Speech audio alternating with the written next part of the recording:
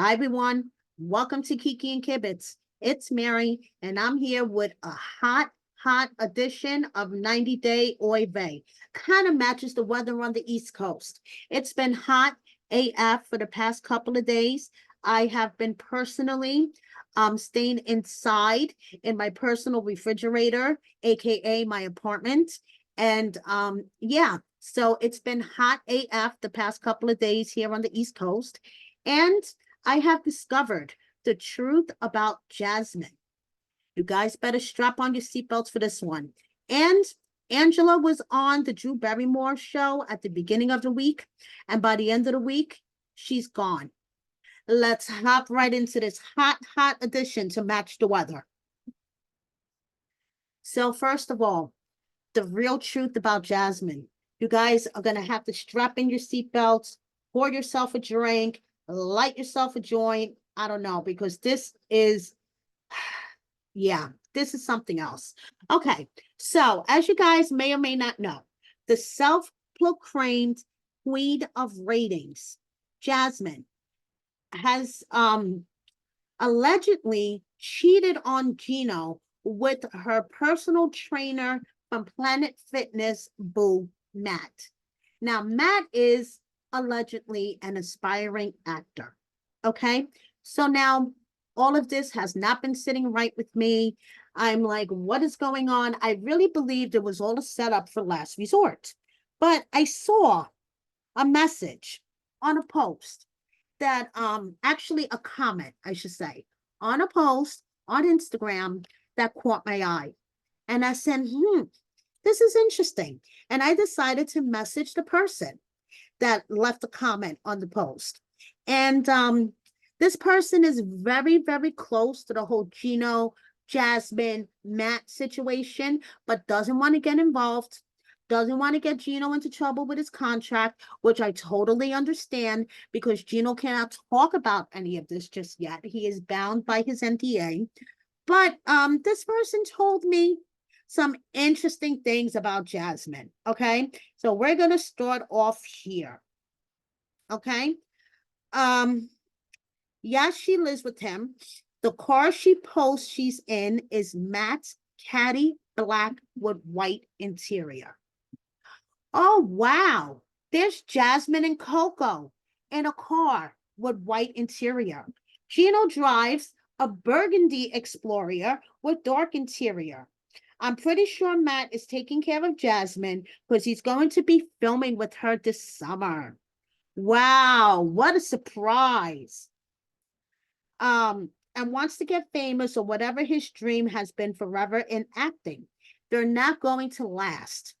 She's not his type. He likes educated, modest women. Also, she lives in his apartment, yes. Um, let's see. It's all very obvious on social media if you guys look at her post. For God's sake, she has Gino blocked. That Gino Jasmine account is ran by her as well. So yeah, you guys can compare post and see that her and Gino are not together anymore. Okay, so the person goes on to say Matt is using her now, so it works out. But Matt shouldn't be using a married woman. Gino did love her.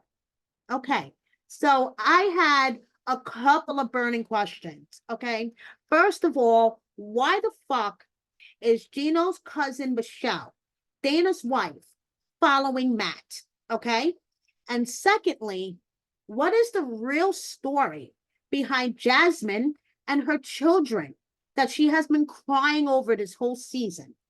Okay, get ready for this, guys. I'm gonna light it up. So now this is all alleged. Okay, I have to say alleged, but allegedly, Jasmine, her kid Juan, is not her biological kid. It's her ex's kid. The other has disabilities and she never took care of him. That's all I know. Okay, so I asked if she has a relationship with either one of her sons because she was asking for birthday presents for Juanse. Okay. And she said that's the one that is her ex's son, but she does have a relationship with him.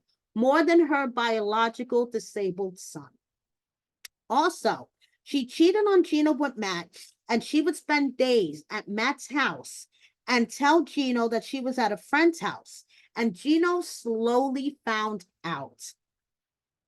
Okay, Gino slowly found out what was going on, and he kicked her out afterwards.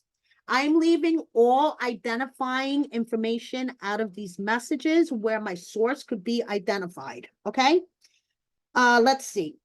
The car that she's posting in is all Matt's.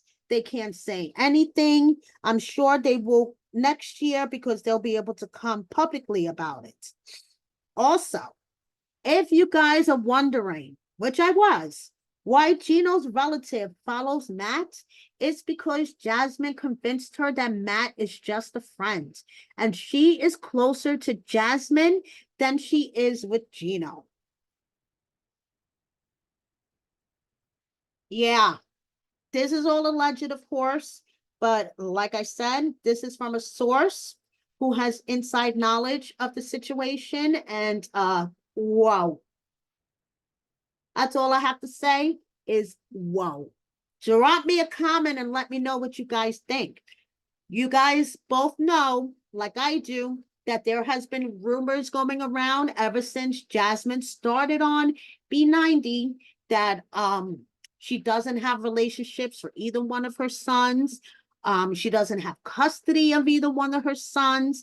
And there is also a rumor, okay, that hasn't been proven true as of right now, that actually Jasmine's sister is her daughter. Okay, I don't know how much that is true, but I've always suspected that Jasmine did not have the relationship with her children like she claimed she did. Okay, so now moving on to more drama. Okay, Sophie, her hubby, her mom, and her BFF.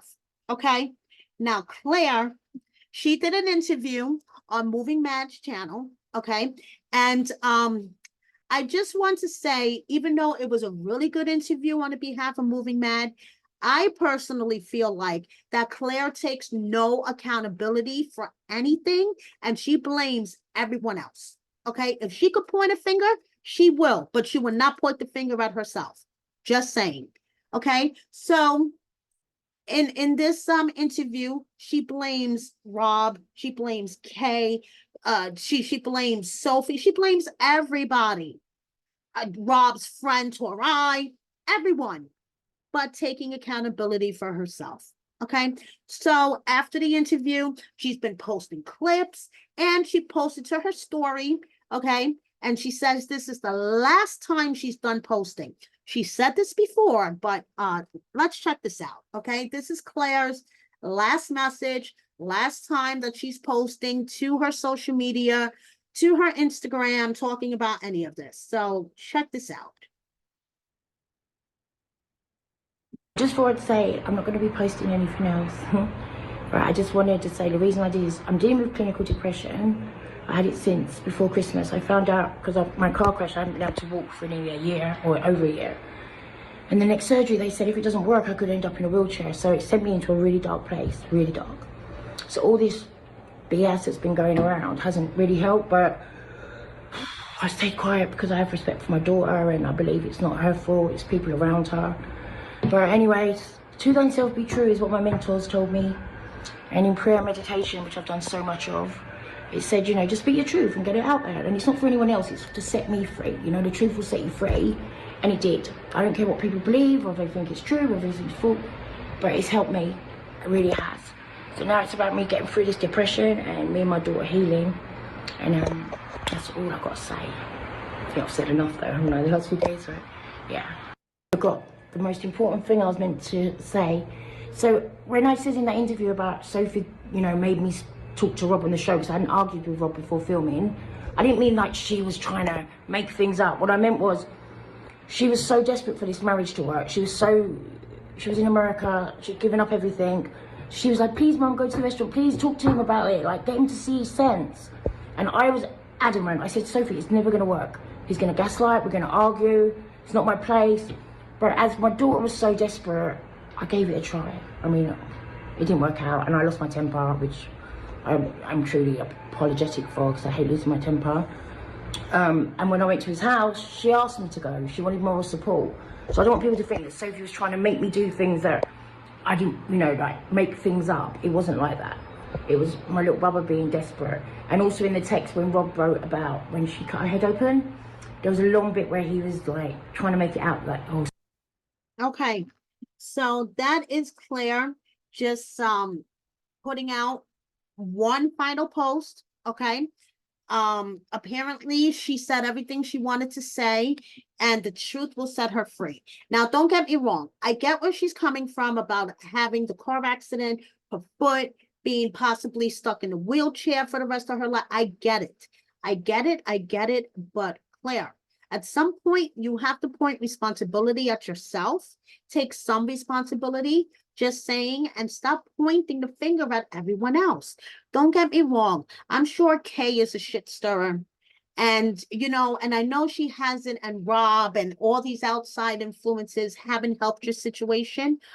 But as you can see here, Claire spent too much time defending herself, okay, defending her actions. And like here, she said, to be honest, I stepped away. I only saw her twice a year, but now what she's done, I don't see how we can ever change this, because she can't even say sorry to me, as well as stealing my money and leaving me with nothing. But yeah, I need to speak my true self to be true. I don't think it's fair that I'm having everyone say bad stuff about me. So yeah, I'm done with it. I'm done with her right now. She needs to learn my mistakes and find out who the people are around her. But thank you for caring. Okay. She also says here, trust me, my heart is broken into pieces. I'm just in shock. My own daughter my own door, I could do this to me. However, I hope the show is worth it for her. It's very, very sad. Okay, so Claire is insisting that she is the victim in all this, that, you know, her poor daughter, you know, took advantage of her, and you know, she got arrested for something that she claims she didn't do. From what I understand, Claire claims that Kay hacked her phone and sent those messages threatening to do horrible things to Sophie. Okay, do you guys remember that? Yeah. Well, anyway, she claims that Kay was the one that hacked her phone. I don't know about all this. I mean, my son is a computer science major about to go in his senior year, and I don't even think he can hack a phone. Just saying. Okay. Rob, on the other hand, he says, I do want peace. I do not want problems always. Swipe right and tell her to relax. Laughing face, hashtag MIL, aka mother-in-law. I know, you know. And here is Rob and Josh with their own personal boy band in Colombia. Angela was on the Drew Barrymore show. And just like that, she's gone. Okay. Drew Barrymore must have gotten her producers, the show itself must have gotten so many complaints on their Instagram account from 90 Day fans saying, what the fuck is wrong with you? How could you feature that abusive woman? So on Monday, she was on their Instagram, and by Thursday, they were gone. She was gone. I find that so fucking funny. And like Mary Pants says, on Monday, the Angela interview that was recorded last year, guys, okay? It was recorded, I'm sorry, not recorded last year. It was recorded in January, okay? And finally aired and posted to the website in June. And now it's gone, okay? So that explains why Angela said that her and Michael were still together during the interview, because the interview was filmed back in January. And from what I understand, Angela must be pretty fucking devastated that this was taken down from the Drew Barrymore Instagram page. I mean, it just shows. That's all I have to say. So drop me a comment. Who do you think wore it better? Mary Pants has it down pat. Personally, I think it's Mr. T, but that's just my opinion. Angela was in New York again this week. Okay, she was at the Pride event yesterday with her Botox, her Botox person, Jen. Okay, her Botox lady, Jen, the one that she beat up last summer in the hotel lobby. Yeah, well, they were doing Pride yesterday. And yeah, so Michael is still doing his thing. Okay, ignoring all of the negativity from Angela and just doing his lives on TikTok and posting his selfies. Now let's move on to Ed, Liz, and their new partners. Okay. Ed apparently has a new chick. I don't know because check out her Instagram name, BS Babe. I don't know. Maybe she is his chick, maybe she isn't, maybe she's just doing it to get on the show. I'm just saying personally, I'm 4 feet 11. I cannot be with someone who is shorter than me, but that's just my personal taste at 4 feet 11. Okay, just saying. Liz, on the other hand, oh, I can't get over how fucking great she looks. She is blinding me with her glow. Just saying. Now let's move on to some miscellaneous happily ever after cast. We have Manuel watching his soccer game and hanging out at a Juneteenth celebration with Ashley. Lauren and Alex are going to the homeland. They're going off to Israel. And here they are with the gang. And all I have to say is Lauren's surgery was worth it because she fucking looks snatched. Okay? Look at her. She looks fucking snatched. Here we have ATM. So freaking cute. Emily and Kobe's baby. And Emily's mom, Lisa. And speaking of Lisa, she was giving the horse pedicures and she decided to give her to go and get herself a pedicure. And speaking of pedicures, we have Elizabeth with her daughter Ellie doing Girl Day, getting pedicures. Now, the 90-Day Fiance baby boom. Okay, check this out. We have Elise kissing Thais's tummy. And Thais says she's kissing my belly all day. Is it a sign? I don't know. Is it Thais? Now, Kalani, she did an answer and question sesh on her Instagram. And how did you tell Dallas you were pregnant? We were in New York for the Other Way Tell All, and I told them in our hotel. Filming that while newly pregnant was hard because I was super nauseous and trying to hide it. The boys, you see how they reacted when she told them she was pregnant. And she does not want any more babies. And the boys fight over who gets to hold her. They are in love. Now, speaking of baby boom, Sam and Citra had their baby. Okay, here is Sam with his baby, Citra's sister with her little niece, and Grandpa hanging with the baby. Now, Sam just did a little brief message for his followers. They haven't released the baby's name yet. Kalani hasn't released the baby's name either, as far as I see. So, there's Sam. That's your papa. Your other papa. It's your white papa. American papa. You'll hear him talk a lot.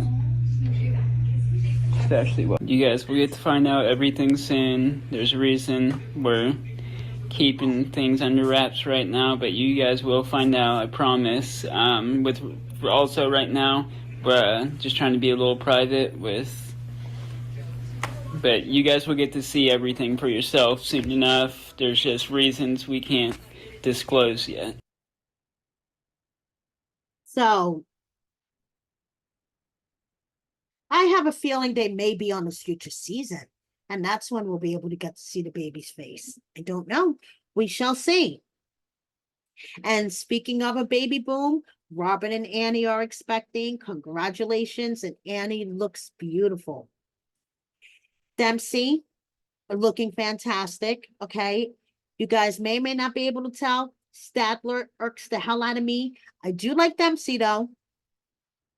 Cynthia is holding a bra party, okay? And you could host a bra party with Cynthia. Go to her Instagram, check it out, okay? She is looking for people that want to host a bra party. Okay? Nicole, stop with the fucking clickbait already. That's all I'm going to say. Okay? RIP to share that she's dead. I mean, you've posted this stuff before. Stooping down to doing a clickbait with your daughter, that's kind of low. I mean, come on, girl. We all respect the side hustle, but can you do better clickbait than this? Cleo, who recently underwent her gender transformation surgery, out hanging out with her friends. And before I wrap up this edition of Oy Vey, here's some miscellaneous updates. We have I Love You Chicken, Jose and Aaliyah from Love in Paradise. Jose is from 90 Day UK. Miona and her man celebrate the same birthday. Okay. Her man turned 28, she turned 26. Julia is low on energy, and I feel you, Julia. This fucking heat has me low on energy. And Kara, happy Father's Day to Bilal. Shida is just waiting to have children with him. And Shida also wants everyone to please stop asking if I did lip fillers. I'm a Black woman with naturally big lips. Yes, natural big lips do exist. Yes, they do. They do exist. Not everyone is plastic. I've got a real face, body, etc. Yes, there's crow's feet when I smile and lines on my forehead when I lift my brows. Oh, definitely. I don't know if you guys could see, but I have lines on my forehead and all that other good stuff. Aladdin in Sweden, okay, and I like this look on Aladdin, okay, you know, like the flower child look. And Big Mike. Okay, we know that Big Mike is with his girl Sarah, and they make a very cute fucking couple. And I would like to thank my little birdie Leah, who sends me over all of these stories from Sarah's page, because Sarah is private. So thanks, girl. I really appreciate it. So she posted this, and I think they're such a cute couple. Have you seen my sugar of sugar? Of sugar. I think they're so cute. So that was it for Mike and his girl Sarah. And let's see. You guys remember Ben and Mahogany? Well, check out Ben. And Clayton's Gerbil is sleepy. Chocolate is sleepy. He is so fucking cute. Now, before I wrap up this edition of Oy Vey, I just want to say I'm not actually me. You just can't play me in any kind of way. Stay cool, you guys. I'm trying not to melt as I record. Thank you so much. Please subscribe if you don't already. Hit the like button. Share my video with a friend or 10. And please consider joining my membership. Thank you so much. See you next time. Bye, everybody.